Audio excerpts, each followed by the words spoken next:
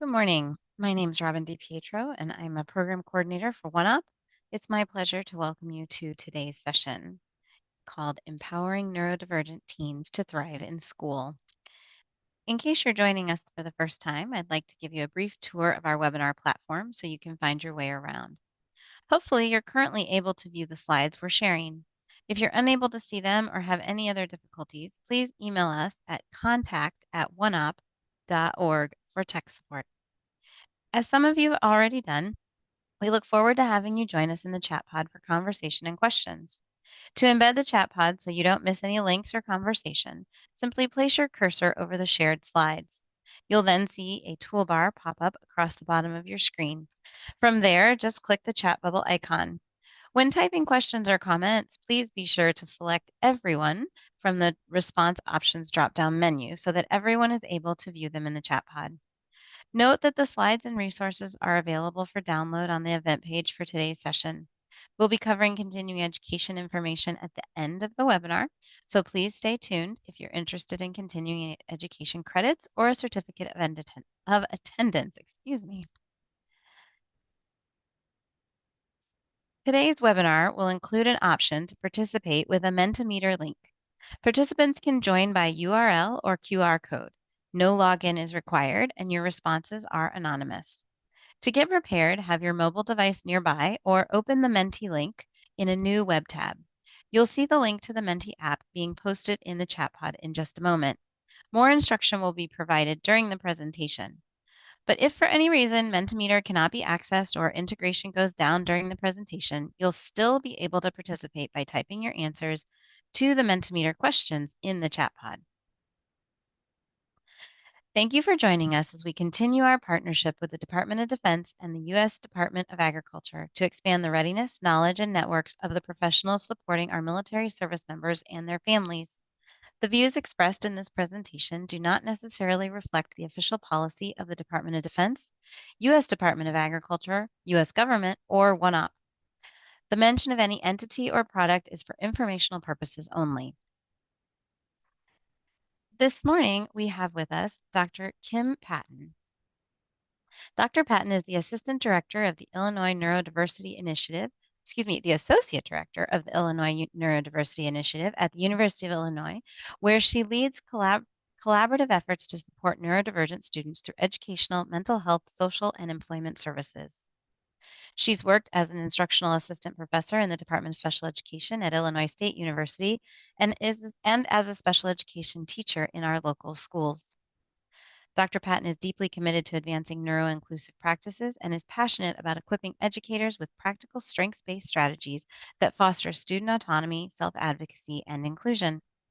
Before I turn things over to Dr. Patton, you may want to be sure you have a copy of the slides that can be found on the webinar event page under Event Materials.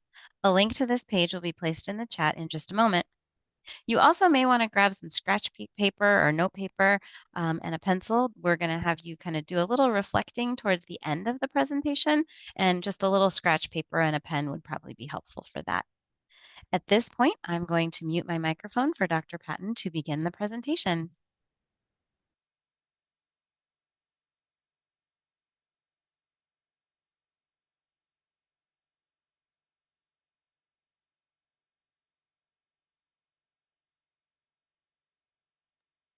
Okay, can everyone hear me now? Yep, you're good. Okay, great. All right, so, okay, well, thank you, everyone. Thank you, Robin, for the warm welcome and for OneOp for having me. And I appreciate all of you attending today. It looks like we have people from all over, so welcome. And thank you for being here. So the learning objectives for today that I want to cover with you are first to identify neurodivergent traits and recognize when students may need support, even without a formal diagnosis. So a lot of students, may not always have the opportunity to get a diagnosis, but there's still ways that we can support students regardless. Applying practical strategies to support neurodivergent teens and adolescents across varied learning environments. Also to use tools and resources that promote student autonomy and support self-advocacy. and then to incorporate inclusive practices that affirm and validate neurodivergent identities. So hopefully we will cover all of those things today. I want to start though with a little bit of the evolution of disability language and talk about where we've been and where we are now in terms of how the language, has really evolved over the last 75 years. So in the 1950s, we started with this medical model of disability that was really a deficit-based model that was very focused on fixing or curing disabilities. The idea was that the disability was something that we wanted to take away and have students have this quote unquote more normal existence in life. So the medical model really didn't view disability in any kind of a positive way. And so starting in about the 1970s, we started to see some change with that, where the idea of disability really was kind of starting to be understood more as a social construct. So this means that environmental factors, cultural attitudes, and social bias are the things that actually create the disability for a person and contribute to the exclusion and oppressions of people with disabilities rather than the condition that a person may have. This is also where we really saw the person first language movement come, where you put the person before the disability as a way to show that people were that the person was more important and that the disability didn't define who they were. In about the last 10 years, we've kind of seen a movement that is referred to sometimes as a diversity or socio-political model. And this is an even more strengths-based model. Within this model, there's disability pride and an increase in identity-first language. So it's kind of a civil rights movement that, a perfect world is not a world without disabilities, but a world in which accommodations and services are provided to people with disabilities, and that disability is not viewed as inferior. So that people now are starting to identify like, I want to use identity first language because I'm proud of who I am and my disability is a part of me. Just like other traits and things that we describe ourselves as, if you are somebody who identifies as whether you're disabled or whether you have, red hair or whatever those things are, that all these things make you who you are. And so having pride in that is something that people are starting to recognize and not view this as something we need to, hide from or things like that. So that's kind of where we are. So you'll hear me using more identity first language in this presentation. So if you're somebody who's, still using people first language, that's definitely something that, it still varies by person. And we always, recommend that whatever an individual tells you how they prefer to have the language used, that's what you should use for them. So, all right. Okay, so let's just talk a little bit about understanding neurodiversity. And this is, if you look up the Merriam-Webster's definition of neurodiversity, you'll see these two definitions included. So the first one being there's individual differences in brain functioning regarded as normal variations within the human population. And then the concept that differences in brain functioning within the human population are normal, that brain functioning is not neurotypical that brain functioning that is not neurotypical should not be stigmatized, and that people with neurodivergent brain functioning should not be excluded from groups, organizations, etc. So I feel like this is a very, more updated version of trying to think about neurodiversity. So it's nice to see that our dictionary is understanding it that way.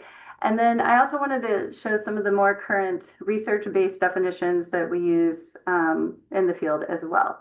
So neurodiversity, and this is coming from Doyle 2024, it's often an umbrella term that we use widely, but the term is really referring to the whole human species and the idea that Neurocognition is diverse, and variation is evolutionarily sound.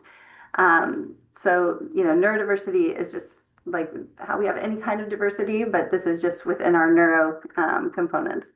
So then neurodivergent is an individual whose brain processes, learns, and or behaves differently from what is considered typical. Other less common terms that you might hear are neurodifferent or neurodistinct. And different people, again, just sometimes prefer different terminology. So it's always, if somebody, uses a term that you're not familiar with, you can just ask them about it and learn a little bit more about why maybe they prefer that. Neurotypical is somebody whose brain processes information in what we consider a quote unquote typical or a statistically average way. And then a neurominority is a group of people with neurodivergent conditions such as autism, ADHD, dyslexia, etc. This can be used as that umbrella term across conditions. Okay, so another way to think about neurodiversity is this spiky profile. And if you're not familiar with this, this graph can kind of help to show you, but basically it defines neurodiversity as including a statistically significant difference between the peaks and the troughs of an individual's cognitive abilities. So while everybody is going to have variation within their different cognitive abilities, and these could be things like verbal skills, working memory, processing speed, visual skills, sensory processing, things like that. There's lots of different areas that would make up this profile. But the person who is neurodivergent is going to be in this lighter blue color. And so they will have maybe very different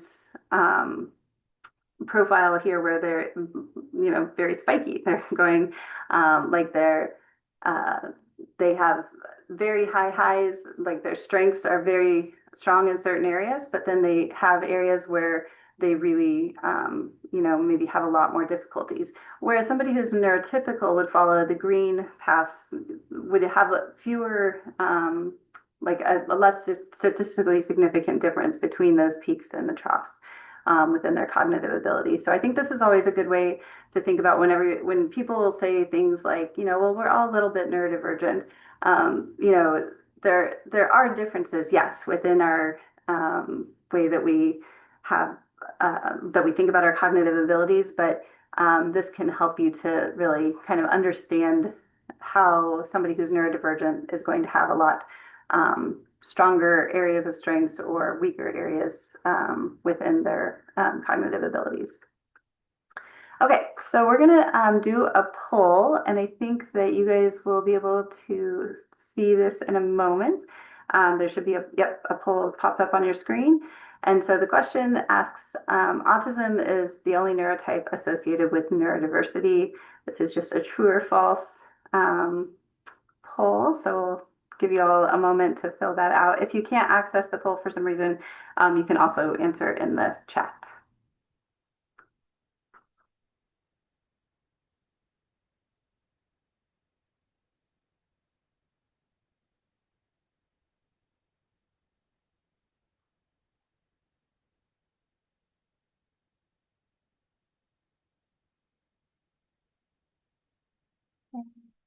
All right, so we've got the vast majority answered false, and you are correct. So we're going to talk, oops. Okay, yeah, sorry. Okay, I want to make sure I got to the right page. Okay, so there are many different neurotypes associated with neurodiversity. Some of these you're going to be likely very familiar with, and some are things that are more recently being added or considered. So some of the main ones that we that are associated are ADHD, autism, dyscalculia, dysgraphia, dyslexia, pathological demand avoidance, tic disorders, including Tourette's syndrome. Some areas that we're starting to see more people associate some of these mental health conditions with neurodiversity, include anxiety, depression, bipolar disorder, schizophrenia, personality disorder, OCD, etc. And intellectual disability, Down syndrome, and other chronic health conditions, including brain injury, multiple sclerosis, and Parkinson's.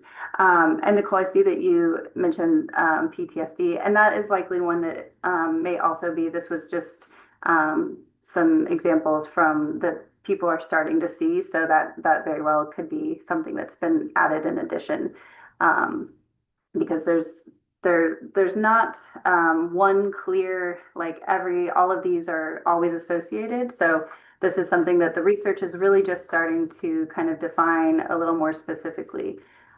So we're still learning more and more things that people are starting to identify as being neurodivergent.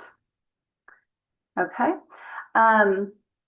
So I think this quote is a really good quote to help think about kind of what we're talking about in this presentation. But conceptualized as a disease, autism should be treated and or cured. Conceptualized as a disability, autism needs should be accommodated. Conceptualized as a neurological difference, autism should be embraced as a part of human diversity.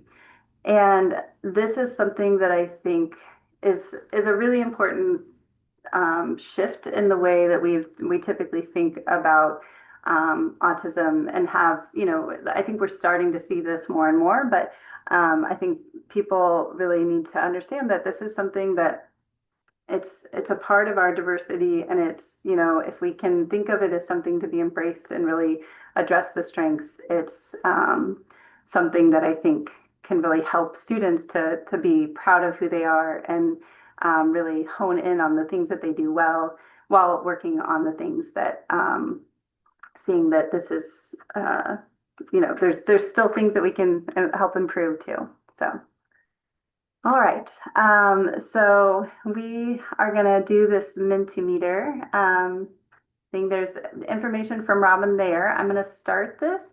So if you use your mobile device, you can scan the link, or you can use your computer. And then these are just filler words for right now. So once you start entering in words of strengths that you think are associated with neurodiversity, we'll start to see words populate on the screen. And then we will talk a little bit about some of those. And the more times people add words, the more we'll start to see, like the bigger the words will become once more people add in words. So get creative, unique, energy.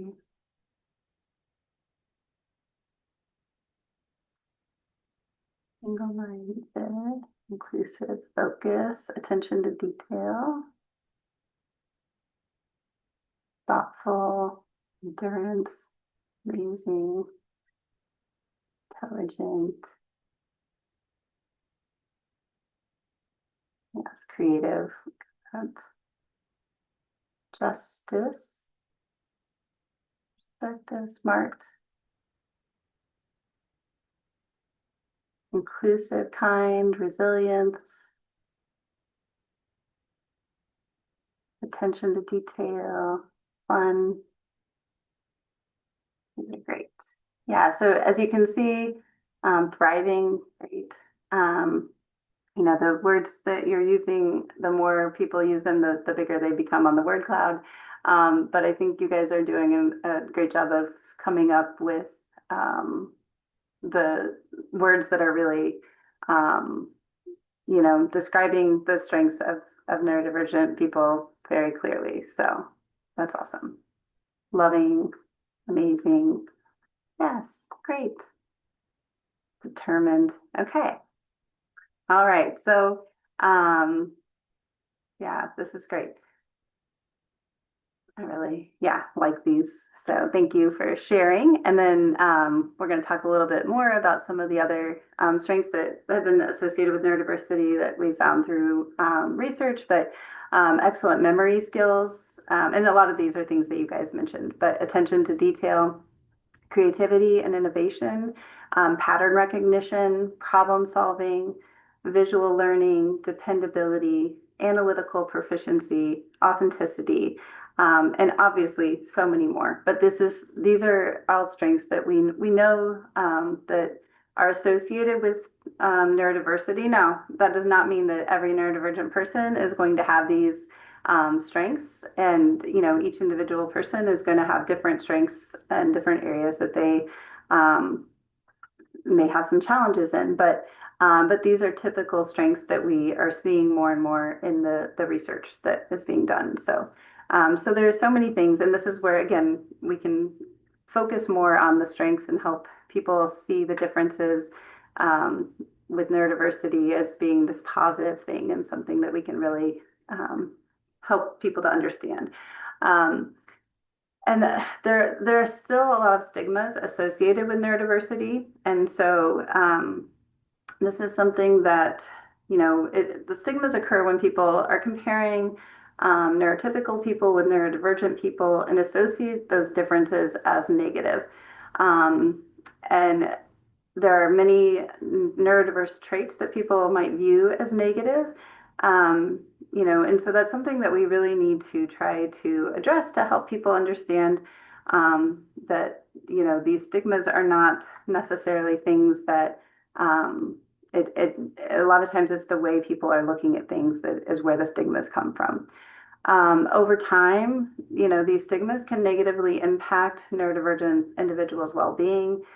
There's research that shows that there's more physical and sexual victimization across the lifespan, workplace discrimination, social rejection, et cetera, due to these stigmas. So this is something that we want to, help. And we need to think about those stigmas because um, masking is what a lot of times we hear people do to try to avoid stigmas. So masking is where you're trying to fit in with, or neurodivergent people are trying to fit in with neurotypical peers, where they don't want to be seen as neurodivergent and don't want people to know this about them. So they will mask or camouflage those neurodivergent traits that they have, but that masking and camouflaging those traits has been associated with lower self-esteem, lower self-perception, lower autonomy, and lower hope for the future. So, if we can help students understand, like, you have so many strengths, and this is not something that we, need to hide, it can help students, do less masking and camouflaging of those things. It's also physically exhausting, like students who often mask or camouflage those traits, are like by the end of the day, they just are done and they don't want to do other things because it takes so much energy to do that. They're also at higher risk for mental health disorders and victimization, as I mentioned, but anxiety and depression are common comorbidities associated with neurodivergent conditions. And depression in autistic adolescents is estimated to be as high as 54%. So definitely something we want to address. So one of the ways we can do that is through a strengths-based approach and really promoting students' well-being, mental health, and enhanced quality of life for neurodivergent students. We can increase their self-confidence and self-assurance by identifying and nurturing individual strengths, leading to enhanced personal development, and reduce stigma and promote inclusion by reducing negative stereotypes. So, we want to think about the strengths, but we also, well, now I'm trying to think with this one. Oh, sorry, sorry, hold on. Oops. Okay, there we go. With the strengths, we also need to think that, the students also are going to have challenges, neurodivergent students. And so I'd like you to think about, what are some of the challenges that we need to address, because it's important that we also think ways that we can help students address those challenges so that they can, be able to access the strengths more. Okay, yes. Disorganized.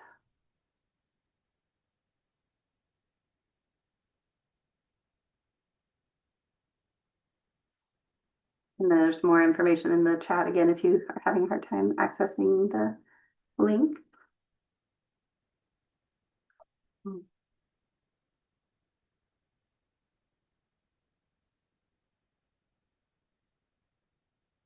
Yeah, these are very okay, isolated, overstimulation, misunderstood, fitting in with peers, time management, communication of needs, planning, organization, um, being misunderstood, executive function, time blindness, overwhelm, coping skills, social skills, low self-esteem, yeah, chaos. Yeah, these are definitely all things that for sure can um, fit in with that. Social skills, yeah, isolated. Okay. Job related bias, yeah, for sure.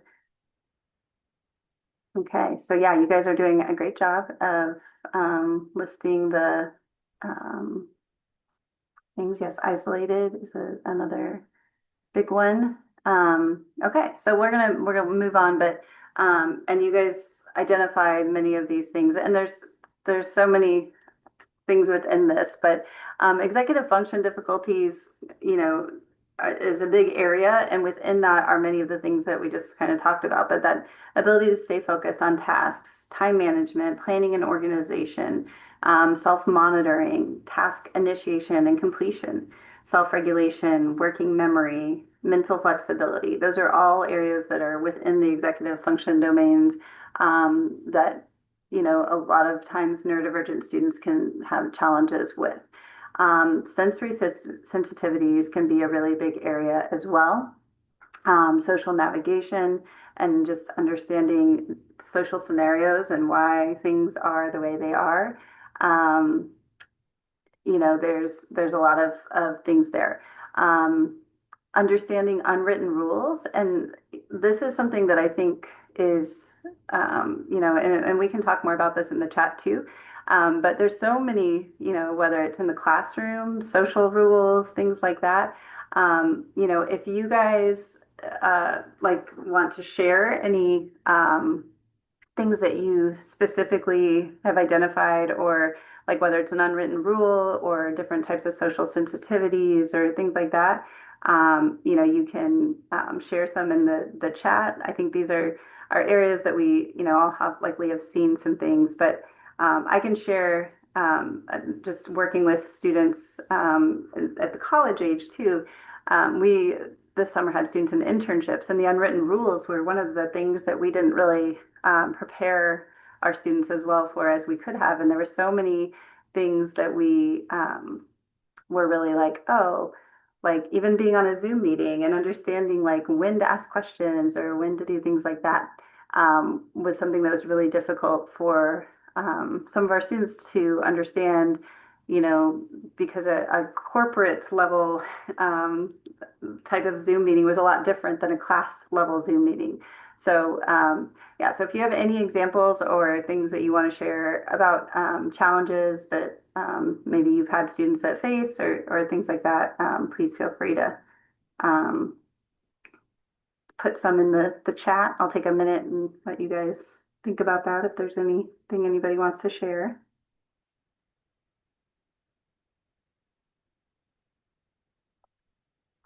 Okay. Robin says, I have two neurodiverse kids, and then the unwritten rules have been the hardest for me to navigate because they are just second nature, and I forget that I sometimes have to provide explanation or explicit instruction for them. And I think, yeah, Robin, that is so true. It's definitely one of those things that,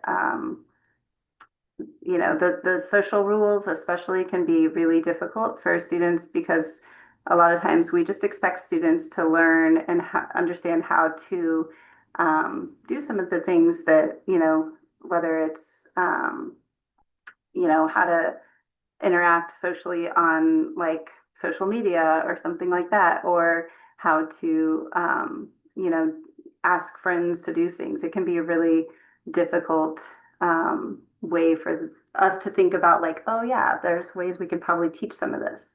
Um, so yeah, thank you. Okay, so let's see. Nicole says, my high school student and I had an opportunity to participate in a social skills intervention group called Peers. It helped with a lot of this problem with the unwritten rules. And Nicole, we've used the Peers curriculum here as well, and it is definitely something that can help students to really build their understanding of different social situations and why certain things happen. So I think that is a great, yeah, so a great way to help students understand more of that, the social navigation and the differences there.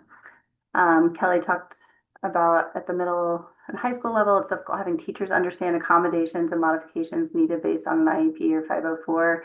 Yes, I very much know that difficulty. I taught at middle school for 10 years, and I think that is always something that is difficult for people to understand, like what the why certain needs are happening, and it's still at the college level too. That is something that is an ongoing struggle that a lot of times people don't understand what the accommodations and the modifications that students might need are and why they have to provide them for a certain student or things like that.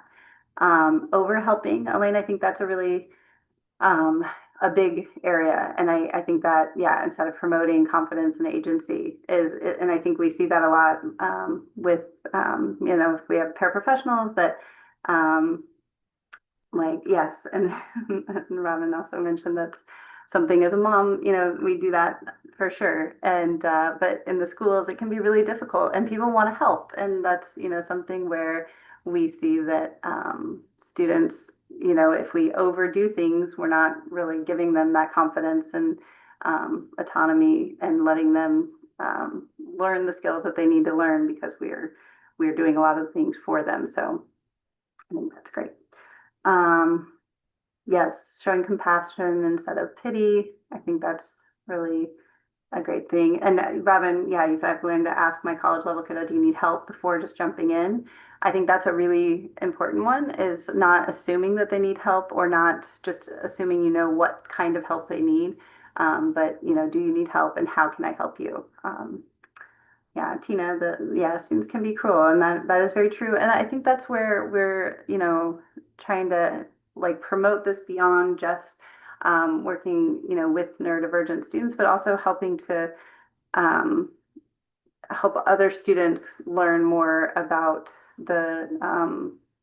just the differences within us all. Like we all have differences. And so learning to appreciate those differences rather than, compare and like form stigmas and things based on those differences, which is not something that's an easy fix by any means. But the more we can share positive and things and strengths with all students and help them to understand how everybody's a little bit different from each other, and we all have things that we're really good at and things that we all could be better at, can be something to help. So um, but yeah, so that I think is definitely, those are areas for sure that we definitely need to continue to address with our students, um, both the neurodivergent students and our neurotypical students too, so that we can help to somewhat address um, those concerns.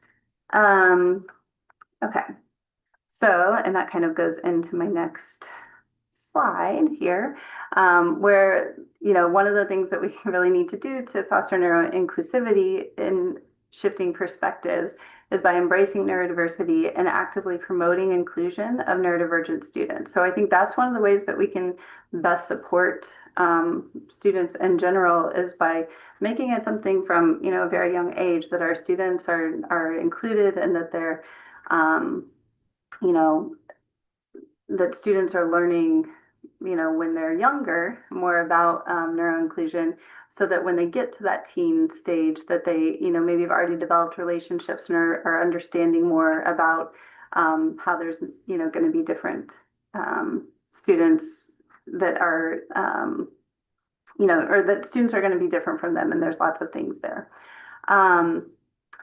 Okay, so another way to do this is to apply research and evidence-based strategies that recognize the unique strengths and needs of neurodivergent students to strengthen neuro-inclusive practices. So that's something that, in order to do that, we need to make sure that our, practitioners are out there with and have access to the research and things that are out there, so they know best how to support the students. Um, and that's not always the easiest, but we're gonna, like, there's obviously webinars and things like this that can help, but we definitely need to figure out more ways to um, get focused on that. And then we want to shift from a more deficit focused approaches that emphasize weaknesses to shift to the more innovative practices that empower and support neurodivergent students. Okay, so we are gonna, in just a moment, ask or pause for some questions. But some other strategies or some strategies that we're going to talk about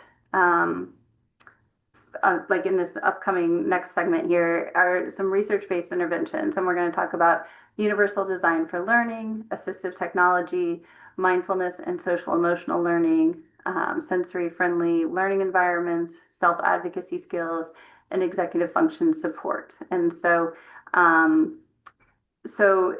going to pause here. If you have any questions or things that we can talk about up to this point, let me know, and I'll just take a moment and let you guys. So there's one that's kind of come in that, and I'll just read it for you. Okay, It says, I've not heard the term neurominority before. Should okay. we use it instead of assuming neurodiverse as the more global term when talking about individuals with ASD, ADHD, etc.? Can you provide guidance for when to use each of these two terms? That is a great question. And I can go back to that slide to make that a little more clear. There it is. Okay. So I think with language, it's one of those things that is always difficult to be like, oh shoot, am I using the wrong words? And I think, you know, the the, the term neurodiversity, we are like trying to move away from that as the primary word in terms of encompassing um, a group of people who are neurodivergent, I guess is maybe, or that have neurominorities, but it's not common language yet. So I think at this point, it's something that you can try to incorporate into your language, but don't worry if you're still using neurodiverse in that sense. But this is just kind of what the research is starting to do, but it hasn't like I wouldn't say that these are the mainstream beyond the very new research that is coming out. These aren't words that we're typically seeing, but the neuro like so. I think when you're talking about somebody, an individual person whose brain processes or learns differently, then that person is neurodivergent. They're not neurodiverse because that's where like the neurodiversity piece is trying to encompass that everybody has like a neurodiverse brain in the sense of that we all have differences there. So that's something that I think maybe that's one to try to incorporate. And then neurominority is something that you can think of as like we're trying to kind of facilitate that wording a little more broadly. But this is again just this is very updated research that the language is constantly evolving, and that's I think something with special education in general is that it's always evolving. So the more you learn, the better you can get at trying to identify that, but don't feel like you have to use if you're not using neurominority, you're not saying the right things. That's just kind of the where we are with the research right now. Great. So then kind of there was another question around the terms because I know Mhm. that these can be confusing for folks. They're confusing for me. Yeah. Is there any worry that as we use the broader term neurodivergent, that specific evidence-based strategies or services will not be as individualized? And I think kind of what the intent of that question is, if you're using the term neurodivergent instead of perhaps a specific Mhm. diagnosis, say like ADHD or something like this, that the strategies might become less individualized. I think was kind of the spirit of that question. Yeah, and I think that there's always, I think that yes and no. Like you can definitely still talk about specific because there are going to be differences, obviously, like a person who is autistic versus a person with ADHD versus a person with dyslexia. But there are still a lot of similarities as well. And so I think it depends on kind of what your purpose is. Like if you're trying to specifically target something that, is for a, well, okay, I'm trying to think of a example that I can give you to make this more clear. But I think if you have, um, something that you are like for somebody who's dyslexic, if there's like a specific reading strategy that you're trying to implement with them to support, what their challenges are with reading, then, there are going to be things that are maybe more specific just for people who, identify as being dyslexic than rather than the entire neurodivergent community. But I think in general, there's so many things that these different neurominorities share in terms of their strengths and their areas of challenges, that's where we have a lot of strategies that we can use. And that's what this is kind of trying to help people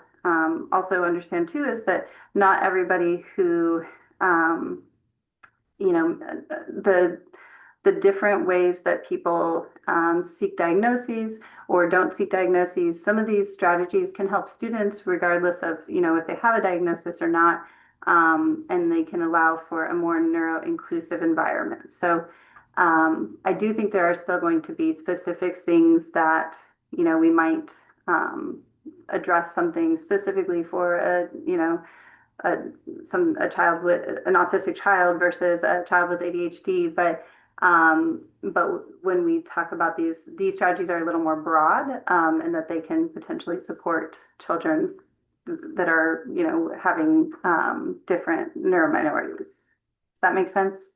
Yeah, yeah, no, I think that's helpful. Okay. Um, there were a couple of questions when we were talking about strengths and challenges. And so one was, do we have any data on what neurodiverse people themselves say their strengths are versus others' opinions? There, I believe is, and shoot, I don't know that I have any, I don't know that I could give you the actual like studies, but I know I have seen, um, that there is, information, like studies that have talked to actual neurodivergent, individuals about their strengths, and then also talked to, like, other people's views. So I, You could, uh, if you wanted to later kind of pull those citations that you're talking about for those studies, okay, I'd be happy to add them to the additional resources okay, so that people can check back and I can have added them okay, to that sounds answer great. that question because I think Okay, it is a unique question and yes, something that's important to know, right? Because again, we're yes. talking about offering help instead of just doing what we think they need, right? Right, right, So, right. Yeah, yeah, exactly. And I think, yeah, the neurodivergent voice is so important in the research and everything else too, to make sure that, yeah, we're not doing that, that it is right. based in the things that the That they neurodivergent say. individuals are feeling and seeing about themselves as well. Sure. And then the last question that we had was talking kind of about challenges. And so, you mentioned the statistic around the high level of depression Hmm. earlier, right? And so that's kind of what this question is getting to. It says, how can classroom teachers and those who may not have a mental health background per se best Hmm. support neurodiverse kids' mental health to avoid contributing to that high level of depression that you mentioned earlier without stepping out of our lane and giving advice on which we aren't qualified to speak? That's a great question, and I think, and I really like the way that that's phrased because, yeah, we definitely don't want to be providing mental health support when we are not mental health providers. But I think and I can move back to the. I think one of the ways that we can do that is by really trying to adopt that strengths-based um, type of mentality where we're helping students to really see like you have so many strengths and there's so many great things that you're able to do, and that not everybody has these strengths. These are things that, like, whether it's pattern recognition or attention to detail, or being able to have focus, on like their special interest or something like that, visual learning, whatever those strengths are, helping them to really understand that these strengths make them special and they make them, like, I mean, we all have strengths that make us unique and individual and special. And so I think that's where, if we can help students to learn more about that, being, in this neurodivergent world doesn't mean that you only have challenges and that you only have things that are hard for you, that there's so many strengths. And if we can help to kind of change that mindset and really focus on that strength-based support, strengths-based approach, I think that's where we can start to combat some of the mental health issues without actually, you know, um, with staying in that lane of not, being a mental health provider. Um, okay. So Elaine, yeah, you said building parent skills to support their child. I think that's another huge area too, is making sure that parents, know things about their child and the strengths that they have and how to best support them. Parenting is not something that comes with a book about, here, especially if you have a child that has some learning differences or things that they may not, understand what's happening or why their children may be engaging in certain behaviors or what to do to best support their child. So I think, yeah, the parent piece is a very important part of that. And I think that parent involvement throughout schooling, we still involve parents at the college level when we're, having students involved here in terms of helping them to support like the autonomy of their college age students and how to best do that, because I think that is at all stages there's different things that parents need to know. So I think that's a really important part as well. So okay, any other questions for right now?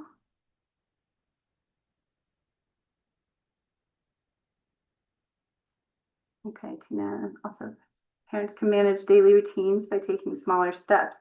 Yeah, I think that is a great thing to help parents realize too, is, how to break things up for them.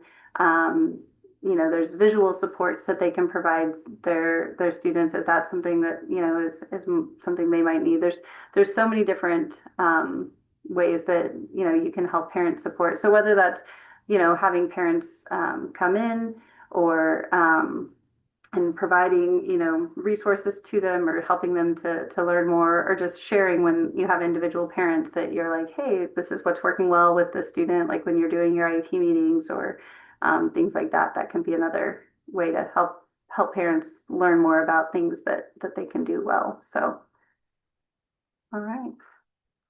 Okay, so we're going to go through each of these areas, and there will before we begin, and this is where if you want to take out like a notepad and a pen or pencil and jot down some notes kind of as we go through this, we'll kind of talk about each of these areas and then have some time at the end to think about some of this as well. So before we begin, I want you to think of a student that you work or interact with regularly, and consider their strengths. As we discuss these interventions, think of which of these might best support your student that you called to mind, and at the end you'll have a chance to share in the chat. And some of these things are things you might already be doing. So just, be thinking about that, and if things have worked well for you, you can share, about that. If things, haven't too, we can talk about that as well. So the first one, I'm sure that you have all heard of this before, but universal design for learning is one of the evidence-based strategies that I think is a really important one that, can really help all students. So the framework for UDL is to make learning accessible and engaging for all students by providing flexible learning environments, materials, and assessments. And so the outcomes that we are trying to strive for with UDL is enhanced accessibility, personalized learning, and engagement for neurodivergent students.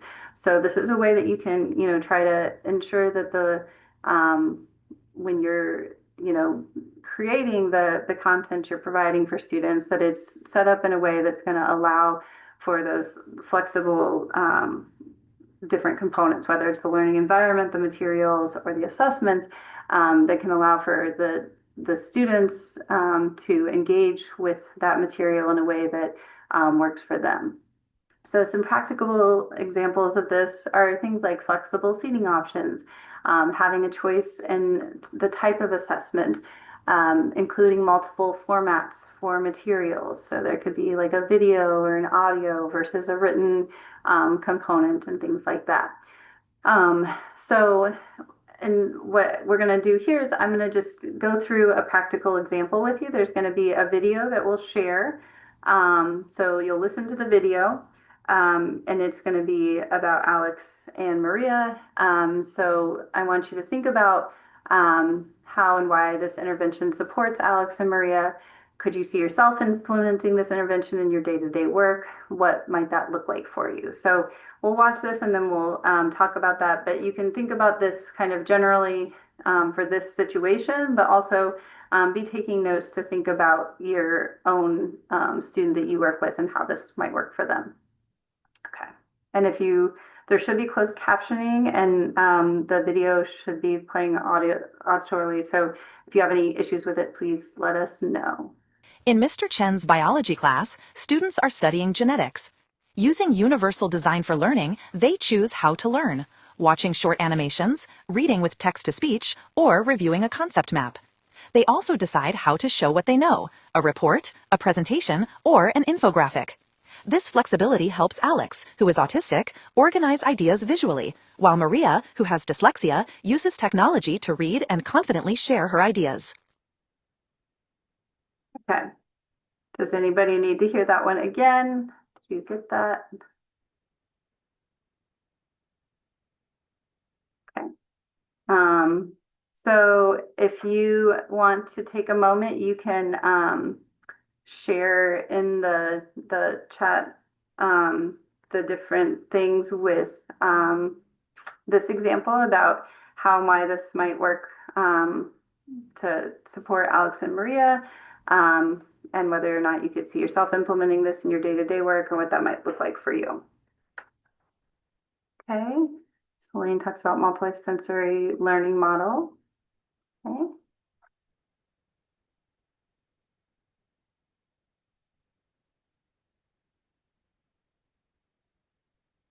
Anything else? Does anybody need me to re-watch? Like, do you want me to replay the video? I know it was quick, so if we need to do that, I can replay it.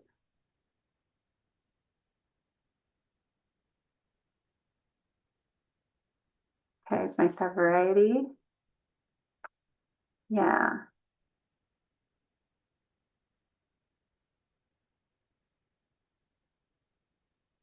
Choice is huge for students, empowering decision making. Exactly. I think those are great. Thanks, Elaine.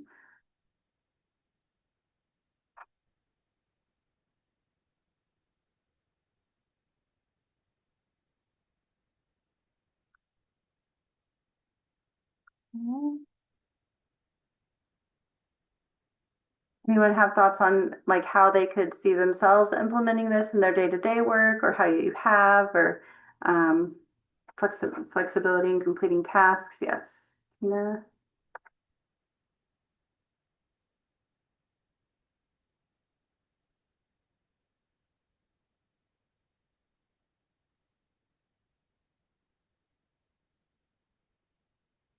I feel like it's sometimes it's more work up front sometimes to incorporate these UDL components, but it definitely can make for a lot more. It can make the work really a lot more focused for that individual student's needs, and like you guys have been saying, it gives them that choice to then help them figure out what works best for them to learn, rather than just having to do this one thing that everybody has to do in the same way. That can be really difficult for certain students, depending on where their strengths are and where their challenges are. So yeah, Danielle, allowing them to choose what best helps them learn is a great educational tool. Okay, so, okay. Does anybody else have any thoughts on this one? Do you feel like celebrating unique neurological profiles of each student? Yeah, exactly. And that's, again, it's something that it can take some more time to create like content and assignments and materials that have a lot of variations in how they can be presented or accessed. But you know, if you can continue to build on the things that you're already doing, it can really help you to do that. So let's see, Elaine, you said students see the learning can be individualized and part of group learning sharing based upon student needs and interest. Robin says, I love how UDL allows for those who may not have any official diagnosis to choose to work in ways they know work best for them or capitalize on their strengths. Yes, and that's what a lot of these examples are really designed to do is, you know, these are, oh, okay. So they are allowing students to access um, the materials in a way that works for them, whether or not they have a diagnosis or not, or depending, like, you know, if they have variations in their diagnosis, it still allows them for them to learn in the way that works best for them. So great. All right. Move In on. Mr. Chen's I'm biology sorry. Okay. Okay. Assistive technology. Oh, Elaine, you also mentioned like the layout of the classroom. Yes, the layout of the classroom can be a huge thing to consider, and we'll talk about that more. There's in our sensory component as well, but there's lots of ways that you can make the classroom environment a more yeah, but we're going to get to that. But with assistive technology, this is something that I'm sure you're all familiar with and use in some capacity, but the description is really very simple. It's just tools designed to support students in their learning.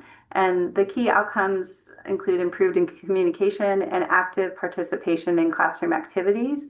Some practical examples, you know, can include high-tech tools such as screen readers, speech-to-text, and communication devices, but low-tech options such as pencil grips, visual supports, and manipulatives are also great ways to incorporate assistive technology into the classroom and help build students' concepts. Like it can take things from the abstract to more concrete things when you use a lot of these components, which can really help a lot of students.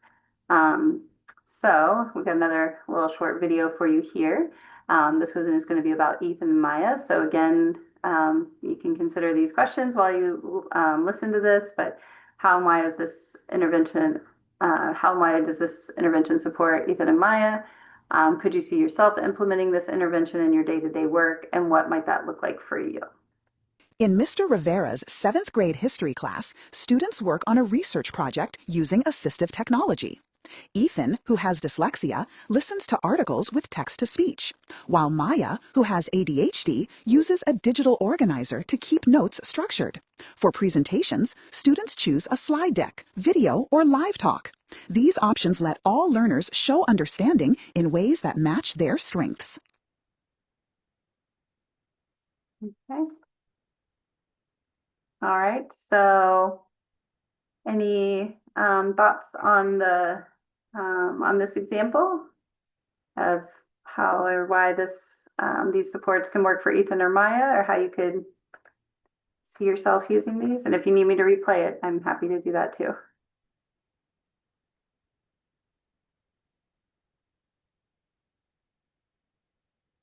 Okay. Students have autonomy to choose their best way to learn. Okay, yes, replay. Okay, I'll replay it one more time. I know it goes In fast. Mr. Rivera's 7th grade history class, students work on a research project using assistive technology. Ethan, who has dyslexia, listens to articles with text-to-speech, while Maya, who has ADHD, uses a digital organizer to keep notes structured. For presentations, students choose a slide deck, video, or live talk. These options let all learners show understanding in ways that match their strengths.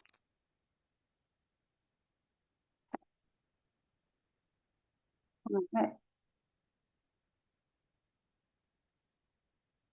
So yeah, and I mean, this is, you know, similar in some ways because you're allowing students to um, to listen to or to have choices like we were saying, but yeah, it's really focused more on the different technology access that students have. So Marilyn says, I think it's nice the final project does not have to be a paper. They can talk, do a PowerPoint, etc. And I think, yeah, that is something that can really help students to be able to show what they've learned in a way that actually uses their strengths. And it can help them to, like sometimes a test is not always going to be the best way to know if a student's actually learning, because the way the test was formatted, maybe the the different uh, like maybe what they struggled with was that they got hung up on the different multiple choice options or things like that. These ways of learning and expressing what they have learned can build confidence. Yes, exactly. You mentioned, Debbie, to please give an example of a digital organizer. So I think that can be varied. Like a digital organizer could be something as simple as like a tool that allows students to, I'm trying to think with the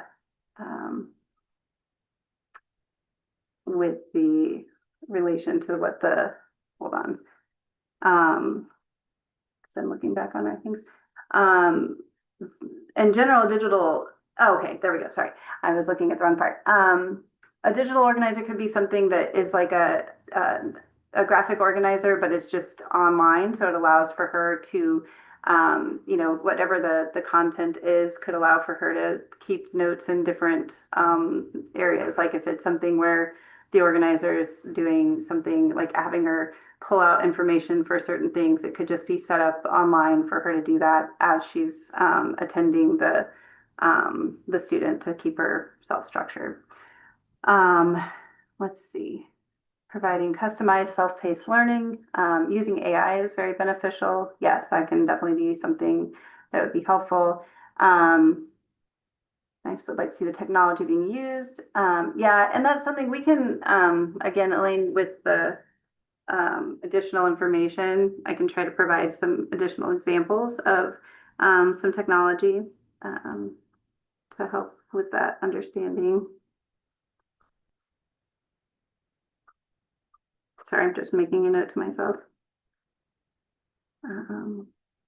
Okay.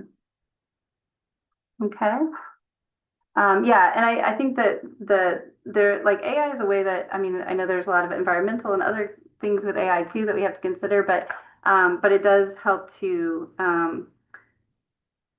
there's ways that it can be used to incorporate some of the things that, where pricing and things that different districts have access to could definitely be a determinant in different ways you can do that. But, IEPs and things like that, where the students have accommodations for certain assistive technologies, should be something students have access to regardless of, like the districts, there's, the laws that the districts have to incorporate whatever assistive technology needs students need. So it's important that we, are ensuring that whatever is written into the IEP matches those students' needs as well. Okay. But I will make a note to try to provide some different examples of some of the types of technology. Oh, and there, Robin gives an example of the digital, the graphic digital organizers that she's used, or that her kids used frequently. Awesome, thanks, Robin. Okay, okay, so the next area that we're going to talk about is mindfulness and social emotional learning. So here we've got the description is the development of emotional regulation, self-awareness, and coping mechanisms.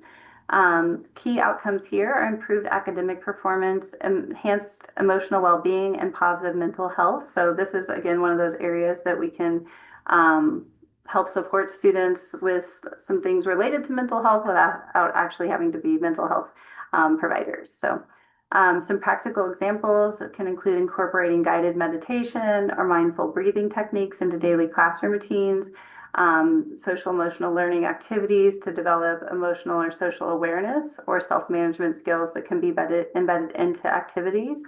So those are things that we're going to talk a little bit more about. But here's an example, a practical example. So this is something that we're going to do the same thing with Liam and Jordan. And so I'll play that. And if I need to play it again, let me know. In Miss Patel's 10th grade anatomy class, each session starts with a short mindfulness exercise. Students can focus on breathing, listen to calming music, or journal. In discussions, she models active listening and offers sentence starters for respectful dialogue. For Liam, who has autism, routines ease anxiety, while Jordan, who processes more slowly, uses mindfulness and extra wait time to stay focused and confident. These strategies build a calmer, more inclusive classroom where everyone can engage. Okay, so that's just a, kind of a simple way that you can incorporate some mindfulness strategies into a typical classroom as a daily routine. So I don't know if those are things that you like, yeah. How do you see that being something that could help either Liam or Jordan, or is that something that you use, or are there other mindfulness or SEL types of activities that you've used that you feel like are beneficial?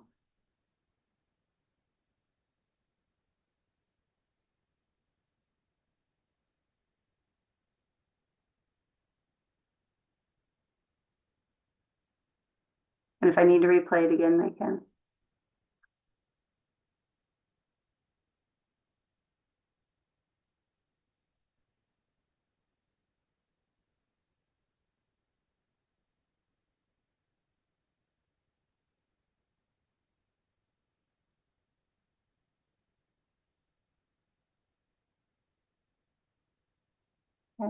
Chloe, so I'm a school-based clinician, so this is the majority of what I teach in prevention sessions during the school day. Oh, that's great. Okay. And do you have any things, any different examples that you want to talk about, or not that you need to, but there's lots of different ways that you can provide mindfulness and social emotional learning things to students. So Elaine mentioned the color of room, what's posted on the wall, et cetera, importance of classroom decorum, not to overstimulate some students. Yes, exactly. Those can all be things that can, make the students more in that emotional regulation and help them to think about things in a calmer way. Kelly mentions, I think it's important to have a safe chill out area for students to go when feeling overstimulated for sure. I think, yeah, having something that's not just like go out in the hall, if you can have somewhere in the room, that can be a great option for students. Nicole talks about trying to find what the student's passionate about or their other hobbies, and then teach them how to incorporate mindfulness into their everyday lives. I love that, Nicole. That's great. Tina mentions less kids in class. Yes, that was always ideal if you can do that. Chilling out. Okay. Awesome. All right. Well, thank you guys for sharing. Okay. So we'll move on. The next area is the executive function instruction. So this is one where there is a lot that you can potentially go into. So I'm just going to kind of do a more broad overview, but providing students with strategies to support their executive function needs, such as time management, planning, organization, task initiation. We do this like in our program. We have a course that we teach students using the content that they have from their other courses to help them learn these strategies. And so it's something that I think when they can actually learn the strategies with the work that they're currently doing, it can be really helpful for them. The key outcomes include increased executive function skills, which can positively impact their academic performance, social emotional development, and future success. Some practical examples are doing things like teaching students to use strategies such as breaking down tasks into smaller steps to help them with planning and task initiation, using alarms or alerts and creative schedules to help with time management. So there's lots of different things, and there's so many different areas, but we're just, like I said, doing more of a broad overview with this, but we'll show you an example here. And this is an example for Sam and Ava. In the after-school robotics club, Miss Johnson teaches students to break projects into steps with checklists and visual timelines. She uses color-coded boards so everyone knows tasks and roles. For Sam, a military teen with ADHD, this structure keeps him on track through frequent moves. Ava, whose parent is deployed, uses planning templates to manage emotions and project work. By teaching executive function in a hands-on way, Miss Johnson gives students tools for school and life. Okay. So, any thoughts on those types of strategies or other types of executive function strategies that are helpful?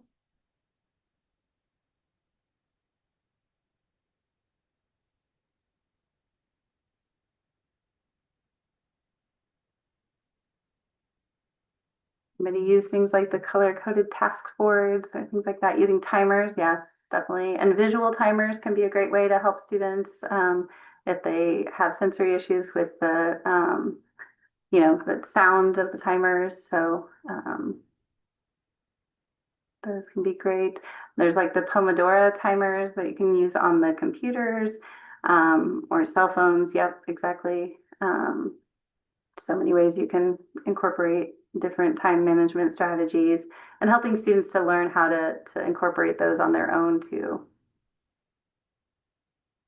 You've only got 10 minutes to do this and things like that. So yeah. And checklists and visual timelines too can be really helpful for students to know exactly what they're supposed to do. I know that's something that a lot of our students really benefit from. When they have a checklist, they can figure out very easily what it is they need to do without having to ask or feeling like, oh, I got this done, but shoot, I didn't actually realize that there was this and this and this. So those can be really helpful. Yeah, visual schedules and routines for sure. Thanks, Lindsay. Okay. All right. Well, for the sake of time, we'll move on. The sensory friendly learning environment. So this is one I was saying earlier, we're going to get to. And this is, creating a comfortable learning space that's designed to minimize distractions for students. So the outcomes here are that we're, hold on, why is my, In the school drama sorry. My computer was moving a little slower there for a moment. Okay, so the key outcomes include improved focus, engagement, and sensory well-being.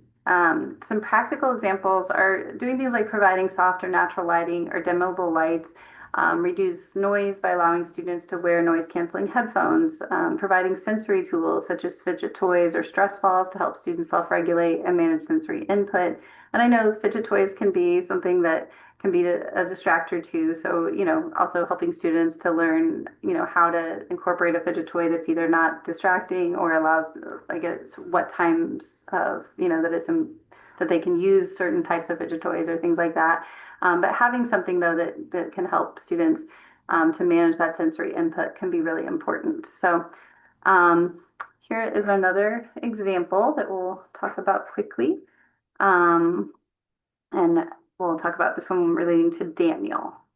In the school drama club, Mr. Ellis adapts roles so students can choose speaking, non-speaking, or behind-the-scenes parts. He uses microphones and sound cues to prevent disruptions. For Daniel, a military-connected freshman with Tourette's, this flexibility lets him take a lead role without worrying about tics. By offering multiple ways to participate, Mr. Ellis highlights every student's strengths. Okay. So this is, just one type of example, but it allows you to see that there's, ways that, thinking about drama or things like that, that you often think about students having to be on stage and things like that. But there's ways that you can incorporate like behind the scenes or having, a student with Tourette's that has like that you can control a microphone to, allow for those unexpected noises to not be in the microphone at that time. So there's lots of different things you can do with something like that. But Nicole, you mentioned I like to establish rules when it comes to digital use. And I think that's for sure. It can, if you don't have rules, it can definitely become something that students can maybe get a little out of control. Oh, and Robin mentioned that in a previous webinar that the presenter discussed how to help kids understand the difference between a toy and a fidget. So that's great. So yeah, if you're interested in that, there's the link there. Any other ways that you guys have incorporated or can think of things with incorporating practical examples with sensory friendly environments?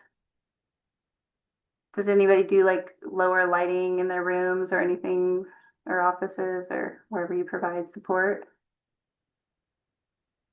I've seen a lot of teachers that use like, lamps or have different favorite lightings. Yes, lower lighting is your favorite. I agree. It's always nice when classrooms have that lower lighting. And I know it's, something a lot of times teachers end up having to do things a little bit different. Yes, low light in your office, lamps and white lights take on, and fake trees. Nice. Yes. And then natural light is great if you have a lot of windows and you can access that, but I know not every classroom has that, so other ways you can incorporate that. Okay, great. All right. Oh, reducing anxiety by giving frequent breaks for sure.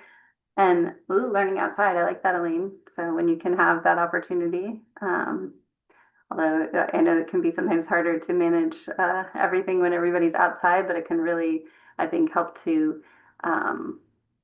give students that opportunity to take in the the energy outside that's a little bit less classroom focused and give them that, yeah, the natural beauty for sure. Great. Okay, so all right, I think this is our last area that we were going to talk about today was the self-advocacy skills. And so this is a big one too, to empower students to build their self-awareness, communication, and problem-solving skills to get their needs met. So the key outcomes here are increased autonomy, self-awareness, and proactive participation. So I think, with everything we're talking about, helping students to advocate for themselves and learn to communicate their needs and figure out ways that will work best for them is a really important skill that can help them to continue to build on their strengths and things like that. So we really want to help our students with this. Some practical examples can be provide problem-solving opportunities that incorporate feedback and reflection. So helping students recognize their strengths and challenges and how to communicate their needs. So I think that feedback and that reflection piece can be a really important part of this to help them know where they are, where those strengths are, but also how they can, figure out ways to ask for support and communicate what those needs are in a way that recognizes those strengths and their challenges. So here's an example that we're going to use about Lila. Okay. Lila volunteers at a veterinary clinic but feels overwhelmed when tasks come too quickly. Her job coach helps her practice self-advocacy with short phrases to ask for step-by-step directions or written lists. At her next shift, she confidently communicates her needs, completes tasks on time, and builds confidence while contributing meaningfully in her community. Okay. Any thoughts on Lila's situation with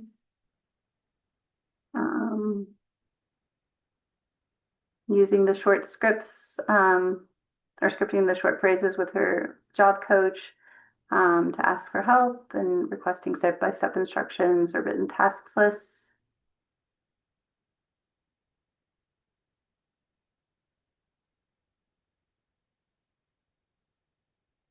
Okay, exploring options to learn, community learning. Yep. Yeah, and these are great ways to incorporate, a lot of these skills is through some of those like a service learning or volunteer opportunities. So that's great. Robin, you said for my oldest child who is neurodivergent, developing self-advocacy through skills through a nonprofit she's been a part of has been life revolutionizing for her. So empowering. So yeah, I think that is awesome. And the more you can get students involved in different things that especially align with their passions, whether it's through volunteering or joining a club or a group or things like that, it can really help students to see their skills that can then help them to be able to develop those advocacy skills. 4-H club, EBP, that works. And EBP, is that what, I don't know what that means in this context. Lindsay mentioned collaborating with students to understand where they need support, modeling open communication. Exactly. I think, yeah, when you can model for students how to communicate openly, and show them this is like I'm advocating things for myself with you, and this is how you need to do that. And I think the collaboration piece is big as well, helping them to yeah, see what those supports are. Oh, okay. Well, yes, okay. When I knew evidence-based practice, but I wasn't sure if that's what you were referring to. So yeah, such as mentoring with 4-H club. Okay, I got you now. Yeah. Okay. All right. So, let me, okay. Family groups. Yes. For the, and by family groups, do you mean like, can you give me a little bit more information, Tina? Like just having like families work together with their students? Is that what you're talking about? Okay. Well, while you're thinking about that,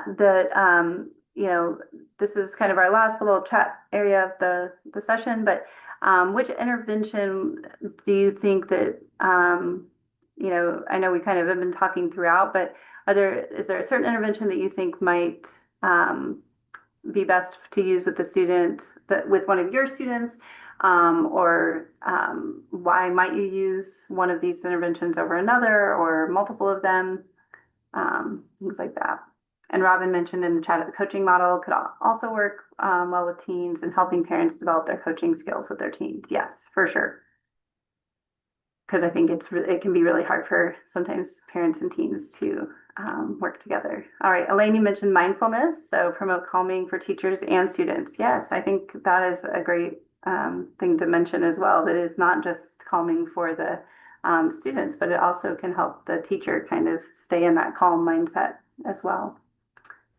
Others have an intervention that they think they might be useful for them.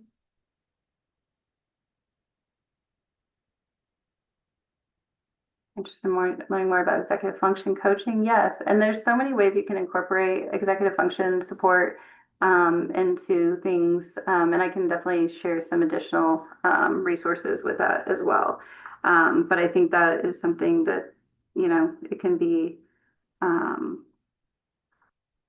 a really great way to help support students that there's so many different areas within executive function.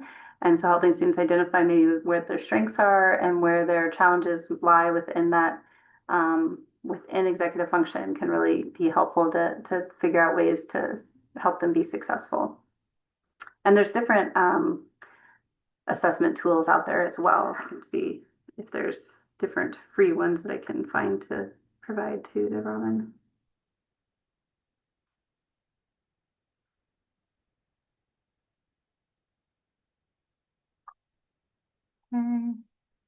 Teaching students about self-care and healthy eating as they're learning, brain health, food, etc. Yes, that's always super important for students.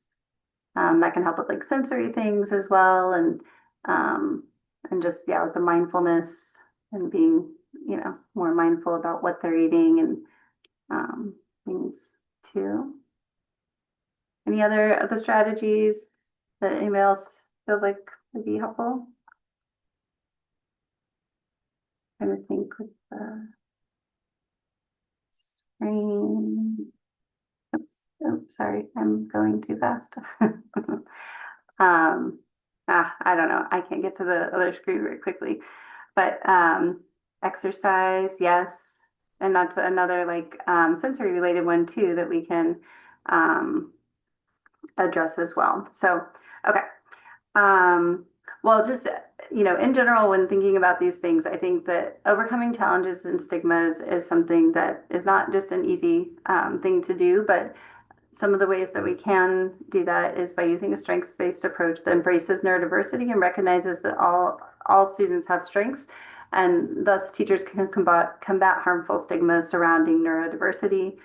Flexibility and individuality is key in providing interventions and support to neurodivergent students. There's no one size fits all intervention that will work for all students. So these are definitely things to consider when you're doing these things. And let's see, people talk about apps for task tracking. Yes, there's so many great apps that people can use and things like that.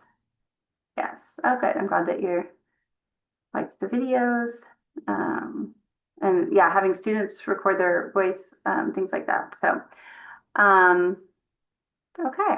Well, I think that is all I've got for all of you.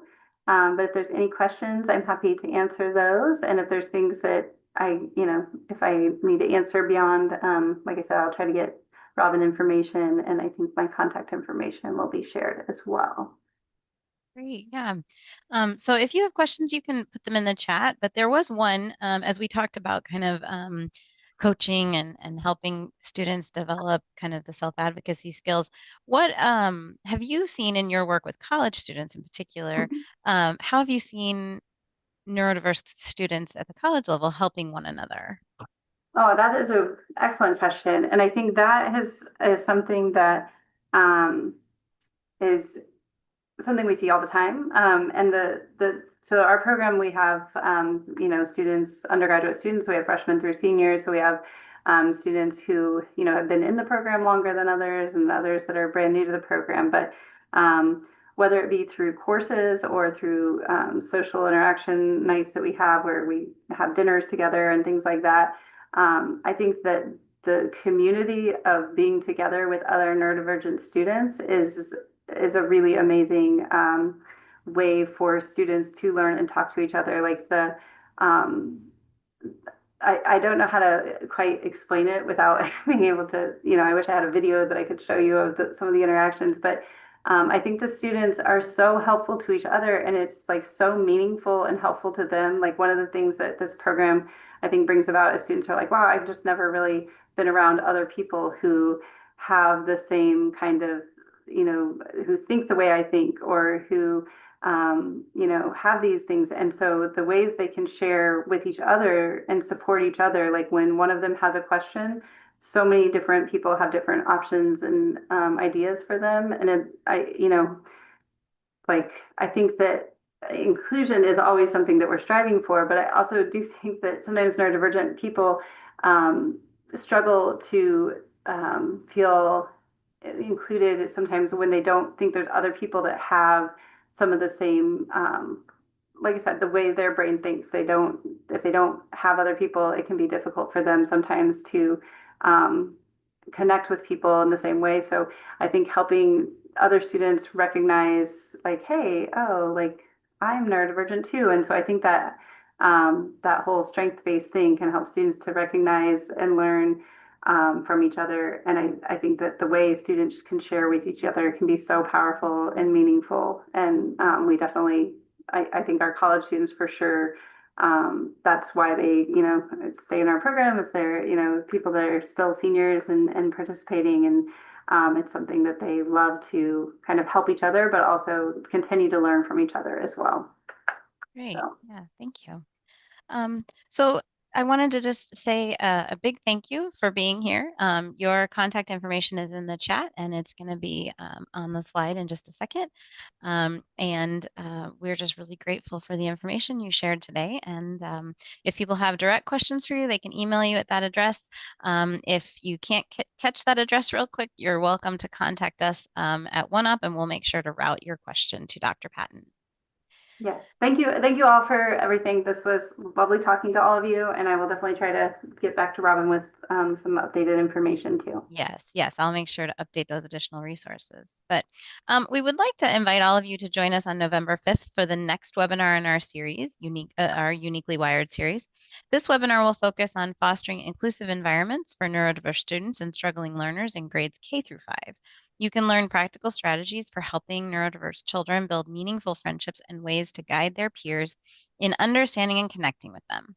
To register for this event, you can visit the website listed on the screen or the one that I just placed in the chat.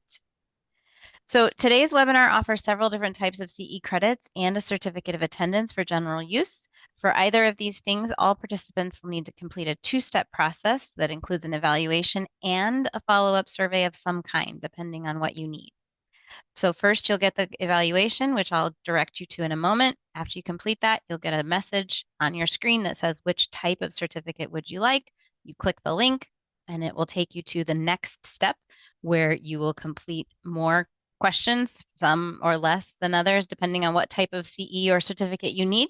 And then shortly thereafter, typically within about 24 to 48 hours, you will receive your certificate in your email. At this point, our live audience is going to see a link to the evaluation and the post-test in the chat.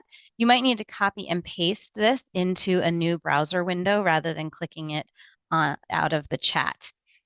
For those who may be watching this on demand, or if you need to come back later to complete the CE process, you'll find the link to the evaluation on the webinar event page. There'll be a purple button, just like the one you see on the right side of your screen right now.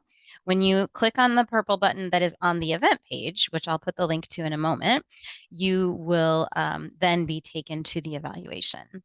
If you receive an error message when you're trying to access these links, just please read that error message. Sometimes things are blocked by a user's settings or firewalls, and you would need to contact your IT department for assistance. But if after doing that you still get an error message, take a screenshot of the error and attach it to an email to us. You can see that email in the chat right now, and other questions regarding CE credits can also be addressed to that ce@oneop.org email address.